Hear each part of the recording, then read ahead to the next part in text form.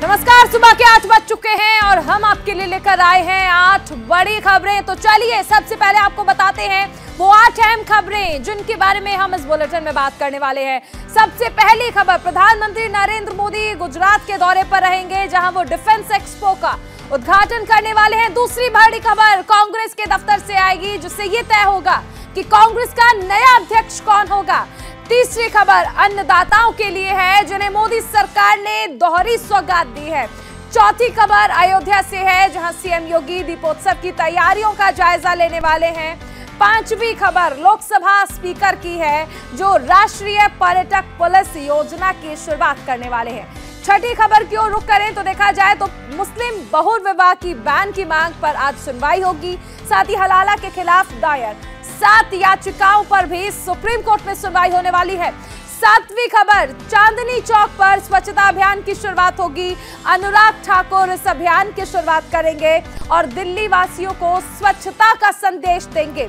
आखिरी खबर यानी 8वीं खबर, दिल्ली हाईकोर्ट में अग्निपथ योजना को लेकर आज सुनवाई होने वाली है। याचिकाओं पर दिल्ली हाईकोर्ट में हलफनामा दायर किया गया है। तो ये 8 बड़ी खबरें हम आपको बता रहे हैं, जिन पर हम इस बुलेटिन में बात करने वाले हैं। प्रधानमंत्री नरेंद्र मोदी 2 दिवसीय गुजरात दौरे पर रहने वाले हैं। दूसरी अहम खबर, आज कांग्रेस को उसका नया अध्यक्ष मिलने वाला है। तीसरी खबर, अन्नदाताओं को 2 बड़े तोहफे दिए गए हैं केंद्र सरकार और राज्य सरकार की ओर से।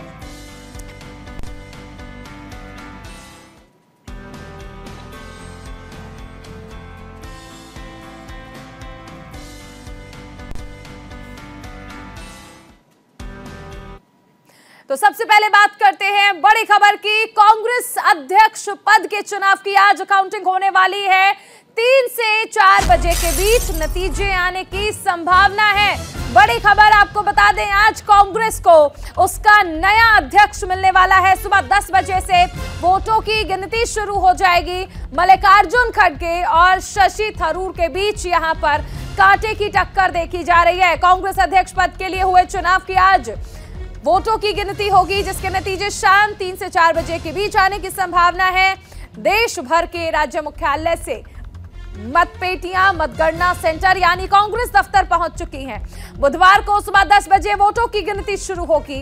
पार्टी के केंद्रीय चुनाव प्राधिकरण के एक पदाधिकारी ने जानकारी दी और बताया कि सारी मतपेटियों को कांग्रेस मुख्यालय के अंदर बने स्ट्रांग रूम में रखा गया है।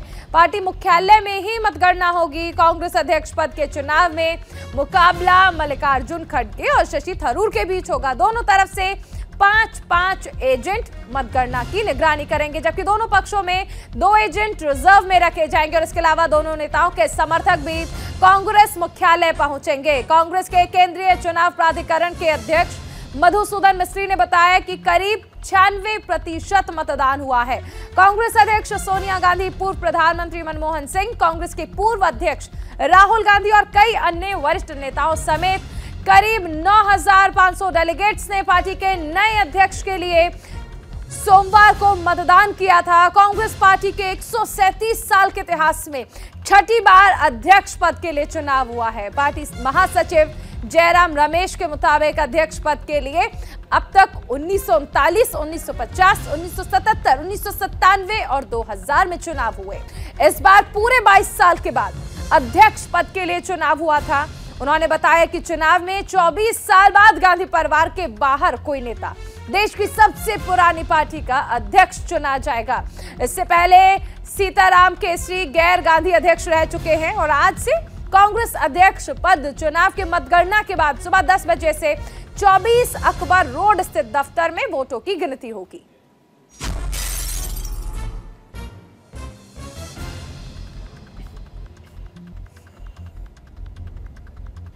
इस बीच एक और बड़ी खबर आपको बता दें, प्रधानमंत्री नरेंद्र मोदी के गुजरात दौरे से जुड़ी ये बड़ी खबर है।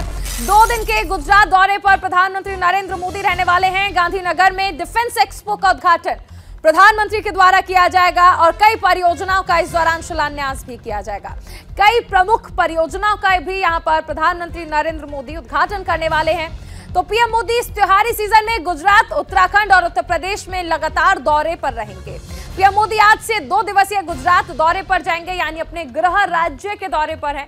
प्रधानमंत्री नरेंद्र मोदी और गांधीनगर में वो डिफेंस एक्सपो का उद्घाटन करेंगे और उसके बाद अलग अलग शहरों में कई परियोजनाओं का शिलान्यास भी करने वाले हैं। प्रधानमंत्री नरेंद्र मोदी 21 अक्टूबर को उत्तराखंड जाएंगे, जबकि 23 अक्टूबर को यूपी के अयोध्या में दीपोत्सव कार्यक्रम में शामिल होंगे। पीएम आज और कल गुजरात दौरे पर रहेंगे और यहां करीब 15,670 करोड़ की परियोजनाओं का लोकार्पण और शिलान्यास होगा और वो आज 5 अलग अलग कार्यक्रम में भी शामिल होंगे। सुबह करीब 9:30 बजे गांधीनगर में डिफेंस एक्सपो 2022 का उद्घाटन करेंगे और इसके बाद अदलज में मिशन स्कूल ऑफ एक्सीलेंस का भी शुभारंभ करेंगे। गांधीनगर के बाद प्रधानमंत्री जूनागढ़ जाएंगे और कई विकास परियोजनाओं की आधारशिला रखेंगे। जूनागढ़ के बाद पीएम मोदी राजकोट पहुंचेंगे और यहां इंडियन अर्बन हाउसिंग कॉन्क्लेव 2022 का उद्घाटन करेंगे। साथ ही राजकोट में कई प्रमुख परियोजनाओं का लोकार्पण और आधारशिला भी रखेंगे। इसके साथ ही राजकोट में अभिनव निर्माण कार्य प्रणालियों की प्रदर्शनी का भी उद्घाटन खुद प्रधानमंत्री नरेंद्र मोदी करने वाले हैं।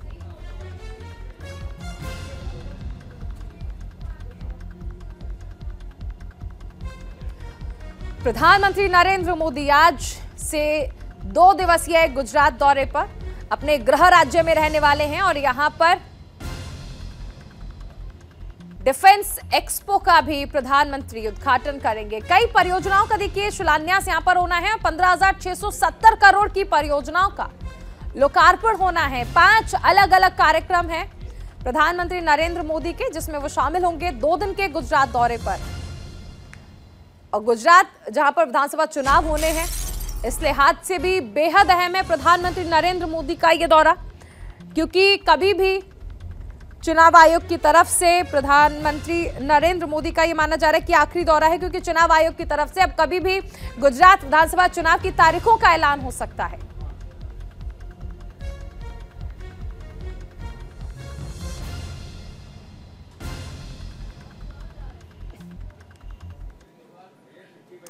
एक और बड़ी खबर आपको बता दें, दिवाली से पहले सरकार ने किसानों को एक और सौगात दी है। बड़ी खबर, किसानों को बड़ी सौगात। प्रधानमंत्री नरेंद्र मोदी के कहने के बाद देखिए कहा जा रहा था कि बड़ी सौगात दी जाएगी और ऐसे में किसानों को दोहरी सौगात मिली है।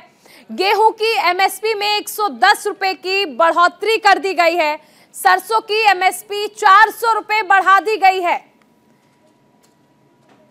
हाल ही में किसान सम्मान निधि के तहत 12वीं किश्त जारी की गई थी और ऐसे में ये दोहरी सौगात, एमएसपी बढ़ा दी गई है। गेहूं की एमएसपी में 110 रुपए की बढ़ोतरी, सरसों की एमएसपी 400 रुपए बढ़ा दी गई है। मंत्रिमंडल समिति की बैठक के बाद यह फैसला लिया गया है। लाभार्थियों के खाते में सीधे पैसे भेजे जाएंगे। सरकार ने गेहूं का न्यूनतम समर्थन मूल्य यानी एमएसपी 110 रुपए बढ़ा दिया है। दूसरा ये कि सरकार ने सरसों की एमएसपी को भी 400 रुपए बढ़ा दिया है। दिवाली से पहले किसानों को ये 2 बड़े तोहफे उनके लिए किसी राहत से कम नहीं है। पीएम मोदी की अध्यक्षता में आर्थिक मामलों की मंत्रिमंडल समिति की बैठक में एमएसपी बढ़ाने का फैसला हुआ। साल 2022-23 के लिए गेहूं की एमएसपी में 110 रुपए की बढ़ोतरी के बाद नया भाव 2125 रुपए प्रति क्विंटल हो गया है। फसल 2021-22 में 2015 रुपए प्रति क्विंटल था। इस बार गेहूं के उत्पादन लागत 1065 रुपए प्रति क्विंटल रहने का अनुमान है। सरसों की एमएसपी में 400 रुपए की बढ़ोतरी के बाद अब नया भाव 5450 रुपए प्रति क्विंटल कर दिया गया है। हालांकि सरसों के दाम बढ़ने से अब इसका असर सरसों के तेल पर दिख सकता है, वो और महंगा हो सकता है।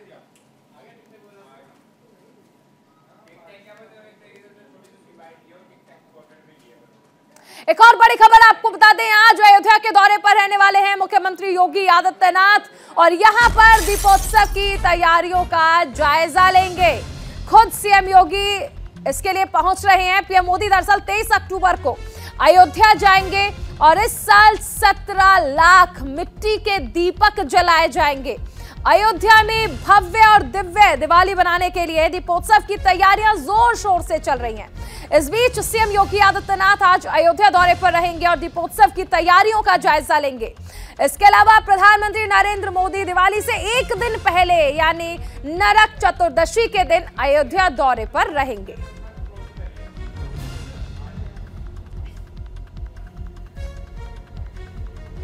राष्ट्रीय पर्यटक पुलिस योजना सम्मेलन से जुड़ी ये बड़ी खबर है। इस सम्मेलन में लोकसभा अध्यक्ष ओम बिरला मुख्य अतिथि के तौर पर शामिल होने वाले हैं। लोकसभा अध्यक्ष ओम बिरला सम्मेलन को संबोधित भी करेंगे। लोकसभा अध्यक्ष ओम बिरला आज नई दिल्ली में पर्यटक पुलिस योजना पर राष्ट्रीय सम्मेलन को संबोधित करेंगे और इस सम्मेलन में पर्यटक पुलिस व्यवस्था को विकसित करने के लिए देश भर में एक समान पर्यटक पुलिस योजना को लागू किया जाएगा।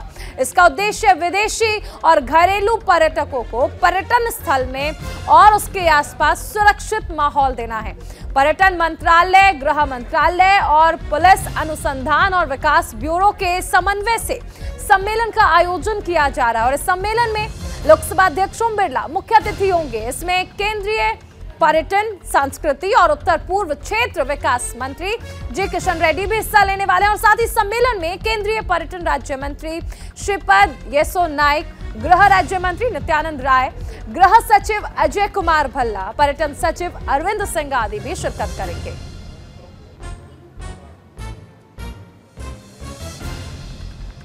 तो राष्ट्रीय पर्यटक पुलिस योजना सम्मेलन में लोकसभा अध्यक्ष मुख्य अतिथि के तौर पर शिरकत करने वाले हैं।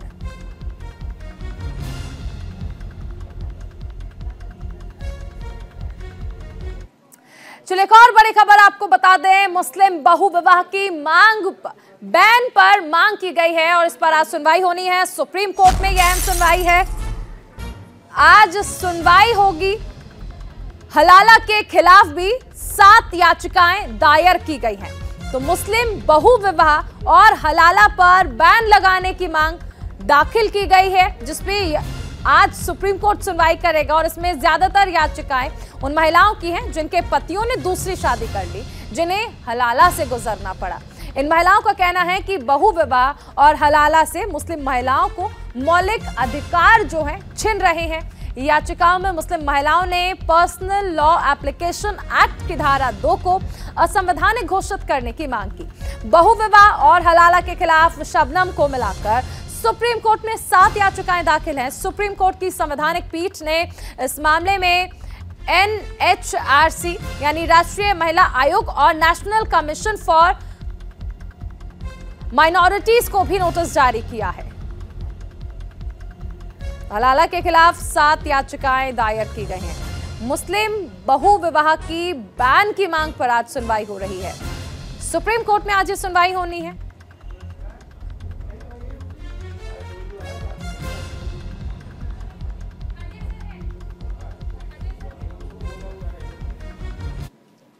एक और बड़ी खबर आपको बता दें, राजधानी दिल्ली के चांदनी चौक में स्वच्छता अभियान की शुरुआत हुई है।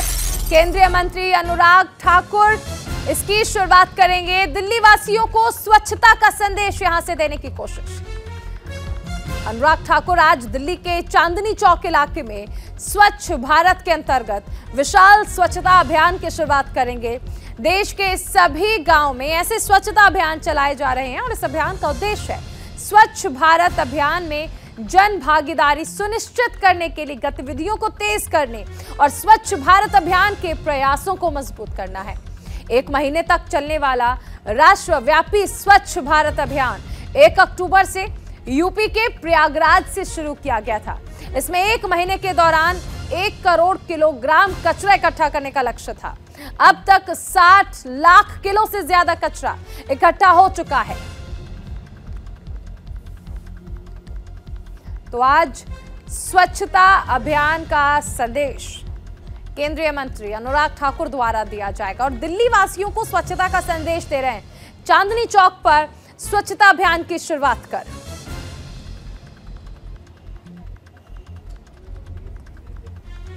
अनुराग ठाकुर इस अभियान की शुरुआत कर रहे हैं।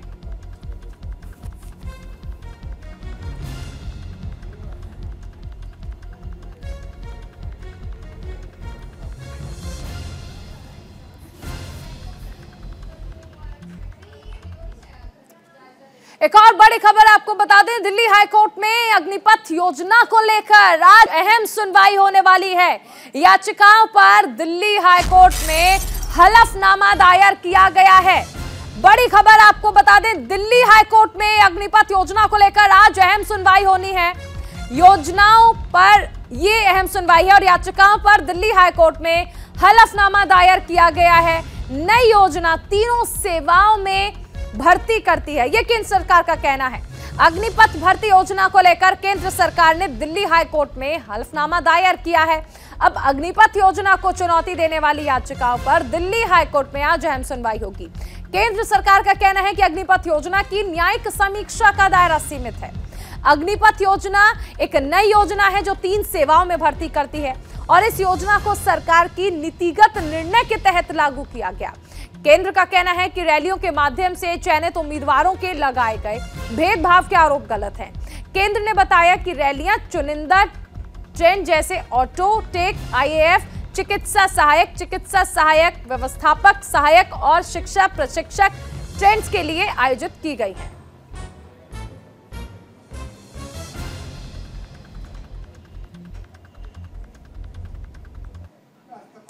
अभी रुकेंगे एक छोटे से ब्रेक के लिए, जाते जाते छोड़ जाते हैं आपको वेदर अपडेट के साथ।